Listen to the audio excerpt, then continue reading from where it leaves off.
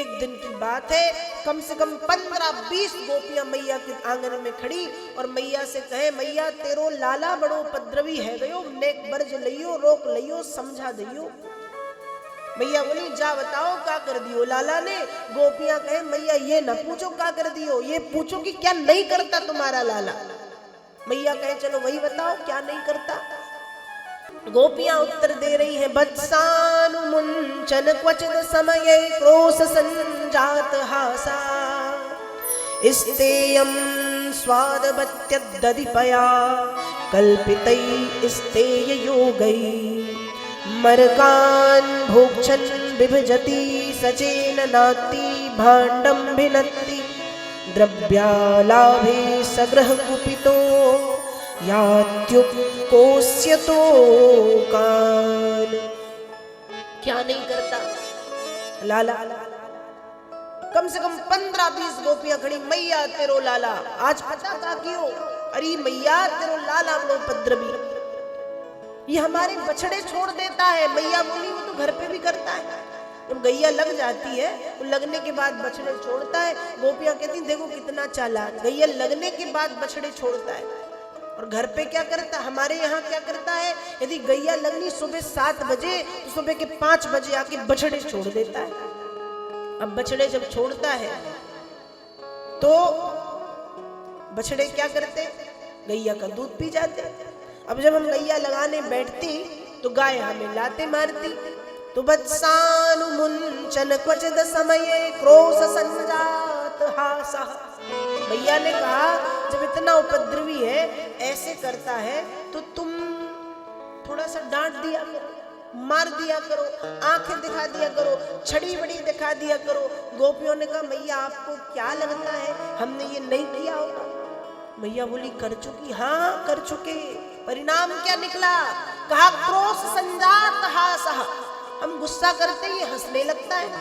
मैया ने कहा फिर, कहा फिर क्या, जब ये हंसता है तो हम सब भूल जाते हैं। क्यों, कहा जब ये हंसता है तो उसकी मंद मंद मुस्कान इतनी सुंदर है कि हम अपना सारा गुस्सा एक तरफ कर देती और इसी को देखती रहती। हम मैया कहे वो तुम्हारी समस्या है। दूसरे दिन कुछ गोपियां फिर पहुंची, अरे मैया यदि माखन छीके पे रखा रहता है तो ये आता है अकेला नहीं, इसी के साथ 15-20 और फिर इनकी सीढ़ी बनती है, पहले 8 फिर 6 फिर 4 फिर 2 फिर 1। और तब भी यदि मटकिया को नहीं पा पाते तो लकड़ी से मटकिया में छेद कर देते। अब माखन जब नीचे गिरता तो खुद भी खाए और सबको भी खिलाए। हमें डर लगता कि लाला गिर ना जाए, पर लाला को डर नहीं लगता कि मैं गिर जाऊंगा, ऐसे लिए आए भगवान करते। तीसरे दिन कुछ गोपियां फिर पहुंची, मैया जब ये खूब माखन खा लेता है और सबको माखन खिला देता है तो अंत में भांडम भिनत्ति, बुजुर्गों के हाथ की बनी बड़ी बड़ी मटकियों को ये फोड़ देता है। और जिसके घर मैया ये पहुंच जाए अपनी सेना को लेकर के, उसके घर की स्थिति हम क्या बताएं, साफ करने में 1 हफ्ता निकल जाता है। मैया बोली तो सो लाला ऐसे क्या करता है, कहा तो सो लाला इसी के जैसे 15-20 इसके साथ जाते हैं, वाल वाल। फिर गैया के बछड़े, कुत्ते के पिल्ले, बंदर बंदरिया, बिल्ला बिल्ली सबको लेके जाता है, खुद भी खाए और उनको भी खिलाए। ऐसो लाला है जिसके घर में ये पहुंचे, हम बताएं कैसी स्थिति करे घर की। ऐसी गोपियां शिकायत ले लेकर के आती हैं भगवान की, और कुछ गोपियां शिकायत के बहाने भगवान का दर्शन करने आती। और तो और ये सब तो ठीक है, एक दिन की बात है, एक दिन की बात है, एक गोपी के यहाँ भगवान चोरी करने गए। अब जब गोपी के यहाँ भगवान चोरी करने के लिए गए तो गोपी शिकायत करने आई। जैसे ही गोपी शिकायत करने आई तो मैया कहे तू तो झूठ बोल रही है। गोपी ने कहा मैंने बोला नहीं, मेरे मुंह से एक शब्द नहीं निकला और तुम कह रही हो मैं झूठ बोल रही हूँ। कहा हाँ तू झूठ बोलने आई, कैसे बोला मैया आपने। कहा रही गोपी तेरे घर न दूध होवे न दही होवे न माखन होवे, और हमारा लल्ला वहां जाए जहाँ खूब दूध दही मिले, खूब माखन मिश्री मिले, तो तू झूठ बोल रही। गोपी कहे मैया पहले मैं भी यही सोचती थी ये लाला मेरे घर ना आएगा, लेकिन जानो जानो मैया आज का भयो? मैया बोली का भयो? कहा मैं यमुना जी गई थी पानी भरने और ये लाला पहुंच गए। और मैया पता है इसने क्या किया? मैया बोली क्या किया? कहा मेरी छोटी सी बिटिया खटिया पे सो रही थी, मेरी छोटी सी बिटिया खटिया पे सो रही थी, तो उसने मेरी बिटिया की चुटिया खटिया के पटिये में बांध दी और बांध के कान में कह गयो हौवा। क्या कह गयो? हौवा। हौवा मतलब भूत, हौवा मतलब भूत। अब कान में कह गयो हौवा। अब जब हौवा कह गयो तो छोटी सी लाली, नेक सी लाली उठ के बैठ गई। अब जब उठ के बैठी तो चोटी बंधी थी पीछे खटिया पे। अब जब उठने की कोशिश की तो उसके बाल खिंचे, चोटी खिंचे, तो जोर से चिल्लाए मैया हौवा आयो, हौवा आयो। उसे लगे हौवा ने चोटी पकड़ रखी, हौवा ने चोटी पकड़ रखी, जोर से मैया हौवा, मैया हौवा, मैया हौवा। इतने में अच्छा हुआ मैया मैं पहुंच गई कि दिन दहाड़े हौवा कहाँ से आ गए। तब मैया मैंने देखो ये नेक्स्ट हौवा मेरे घर से निकल के भागो, छोटो सो हौवा मेरे घर से निकल के भागो। मैं समझ गई कि सारे ब्रज को सबसे बड़ो हौवा तो यही है। पूरे वृंदावन में, पूरे ब्रज में नाक में दम करके रखो तुम्हारे लाला ने। ऐसी शिकायत लेके गोपी पहुंची मैया के पास। मैया शिकायतें सुनती है, समझाती है, डांटती है, लेकिन लाला भी लाला, हाँ हाँ करके करना वही है जो मन में है, करना वही है जो करना चाहते। एक गोपी ब्रज में नई नई दूसरे गांव से ब्याह के आई है, थोड़ी सी पढ़ी लिखी है। दूसरी गोपियों के मुख से जब लाला के बारे में उसने सुना है कि लाला कैसा है, कहती तुम तो पागल हो, जैसे बच्चे से कोई डरता है, उसको सुधारना एक हाथ का काम है मेरा। भगवान ने सुन लिया, भगवान ने कहा अच्छा मुझे सुधारेगी, अब बताता हूं। और भगवान पहुंच गए कहा? उस गोपी के घर। गोपी थी नहीं, जितना दूध दही माखन था सब फैला दिया। जब गोपी पहुंची दरवाजा खोला, नीचे पड़ा था माखन, चिकना चिकना माखन दूध दही। जब माखन पर पैर रखा तो फिसल गई, फिसली तो सीधे सामने वाली दीवार पे जाके लगी धम से। भगवान छिपे थे निकल के आए, सो भगवान बोले अरे गोपी मैया धन्यवाद दे दे इस दीवार को। आज यदि ये दीवार न होती तो सीधे अपने पीहर में दिखाई देती, तो सीधे अपने मायके पहुंच जाती। भगवान ने ऐसे कहा और वहां से चले गए। अब गोपी का गुस्सा बढ़ गया, अब गोपी का गुस्सा बढ़ गया। अब गोपी अब तो सुधारू, अब देखती हूँ मैं इसको कितना टेढ़ा है ये। और 3-4 दिन तो शांत रही, फिर काली गैया का दूध, उसी का दही, उसी का माखन छाछ सब बना के तैयार किया। भगवान पहुंच गए अपने मित्रों के साथ। गोपी है नहीं घर में, और गोपी ने भगवान को पकड़ने की योजना बनाई। पूरे घर में घंटियां लटकाई, पूरे घर में आगे पीछे सब में। एक घंटी दरवाजे पे लटकी। भगवान ने उस घंटी को देख के कहा कि सुनो घंटी आज तुम बजना मत, सुनो घंटी आज तुम बजना मत। घंटी ने कहा ठीक है प्रभु नहीं बजूंगी। दरवाजे खोल के भगवान के साथ सारे मित्र घर के भीतर, घंटी नहीं बजी। अब जब घंटी नहीं बजी तो जो छीका है उस छीके की पूरी रस्सी पे घंटियां लटकी है। सीढ़ी बनी 8 6 4 2 1, रस्सी पकड़ ली भगवान ने, हिला दी और घंटी की हिम्मत की बजे। मटकी के चारों तरफ घंटियां, मटकी पकड़ के हिला दी पर मटकी की हिम्मत की बजे। मटकी के भीतर हाथ डाला और घंटी की हिम्मत की बजे। मटकी से माखन बाहर निकाला, घंटी नहीं बजी। पर जैसे ही लाला ने माखन खायो सो घंटी ने भी बजनो चालू कर दिया। घंटी बजे जोर जोर से। अब भगवान कहे क्यों घंटी मना किया था बजना मत, क्यों बजी तू? घंटी बोली प्रभु मेरी गलती नहीं। भगवान ने कहा तो मेरी है, मैं बजाया तू? घंटी बोली सरकार बजी तो मैं, पर गलती आपकी। भगवान बोले कैसे? कहा शास्त्रों में आपने ही लिखवाया है कि जब ठाकुर जी को भोग लगता है तो घंटी का बजना जरूरी होता है। अब लाला भोग लगाए और घंटी ना बजे, ये कैसे संभव? आपने लगायो भोग, मेरो काम तो बजनो, सो मैं बज गई। अब घंटी बज गई। अब घंटी बजी तो गोपी आ गई। अब गोपी आई तो सब लाला को छोड़ के भाग गए। लाला धड़ाम से पृथ्वी पर गिरे। गोपी ने हाथ पकड़ो, लाला आज पकड़ में आए, चल तेरी मैया के, बहुत कहती ना पकड़ के लाओ, आज बताती तेरी मैया को तेरो लाला कैसो। पर गोपी के मन में है इसको ले जाऊंगी तो ये तो उपद्री है, रास्ते में भाग गया, तो सोचती इसको रस्सी से यहीं बांधती हूँ और इसकी मैया को यहाँ लेके आती हूँ। एक रस्सी ले आई, लाला के हाथ बांधने लगी। अब जब एक गांठ लगाए तो गांठ खुल जाए, दूसरी गांठ लगाए खुल गई। अब गोपी थोड़ी रस्सी बांधने में कमजोर है। भगवान समझ गए, गोपी को अपनी मीठी मीठी बातों में लगाया और भगवान बोले, गोपी मैया तुमसे तो ठीक से बांधनो भी ना आए, गोपी मैया तुमसे तो ठीक से बांधते भी नहीं आता, चलो मैं तुम्हें बांधना सिखा दूं। गोपी भी बातों में आ गई, हाँ लाला ठीक है सिखा दो। भगवान हाथ पकड़ के ले आए यमुना जी के किनारे एक कदम्ब का वृक्ष, कदम्ब के वृक्ष के सामने गोपी को खड़ा किया, खड़ा करके रस्सी से 4 बार लपेटा, 1 गांठ 2 गांठ 3 गांठ 4 गांठ 5 गांठ। गोपी कहे लाला बस बस मैं बांधनो सीख गई, अब समझ गई कैसे बांध, अब मोके छोड़। जैसे ही कहा छोड़ तो भगवान ने सिर पे हाथ पकड़ा, पटका, अरे राम राम राम गोपी मैया। कहा भयो, कहा मैया जैसे तुमसे बांधते नहीं आता ना, वैसे ही हमसे छोड़ते नहीं आता। और ऐसा कह के भगवान वहां से चले गए। अब भगवान चले गए तो गोपी पूरे दिन वहां यमुना जी में पानी में बंधी रही पेड़ के नीचे।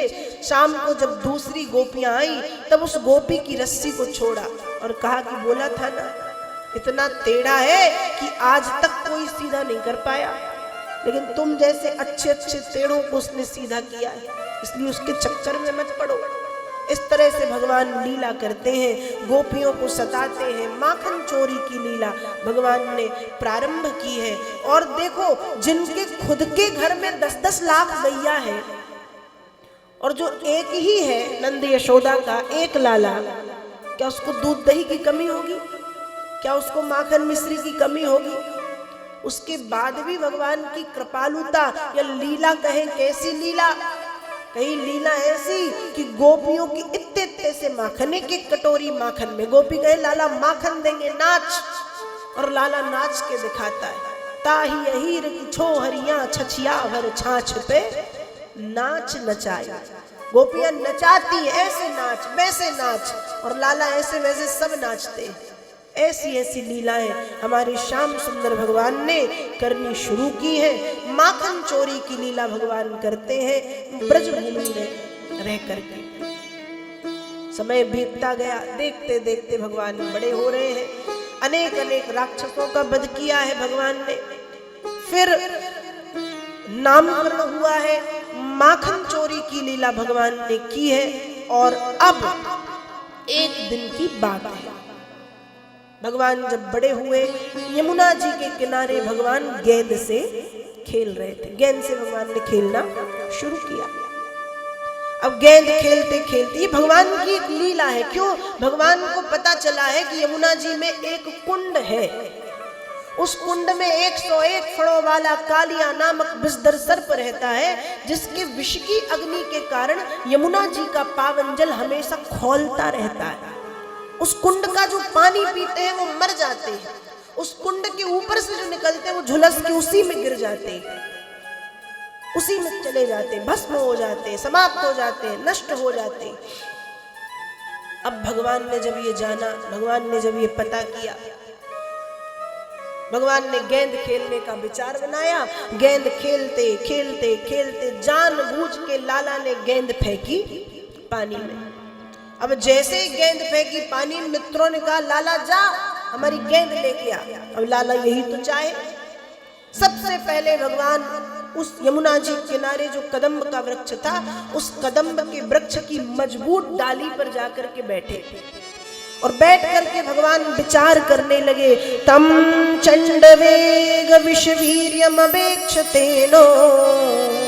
दुष्टां नदीं च खल संयमनावतारा कृष्णा कदम्ब मदिरुह्य ततोति तुंग मां स्फोट्य गाढ़र सलोन्य पतत् विशोदे भगवान सोच रहे हैं तम चंड वेग, आखिर इसका वेग क्या है, आखिर इसकी शक्ति क्या है, आखिर इसकी ताकत क्या है।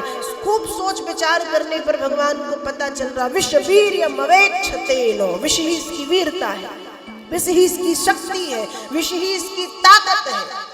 दुष्टाम नदीम चोखल, दुष्टाम मतलब दूषित कर दिया है, चोखल मतलब इस मूर्ख ने, नदीम मतलब यमुना के पावन जल को सोचते विचार करते हुए भगवान ने मांस पर मतलब ताल ठोकी, विस्फोट करके कमर में फेंटा, मतलब पीतांबर कमर में कस के बांधा और कस के पीतांबर बांध करके भगवान न्यपतद विशोदे, यमुना जी के विषैले जल में कूद पड़े।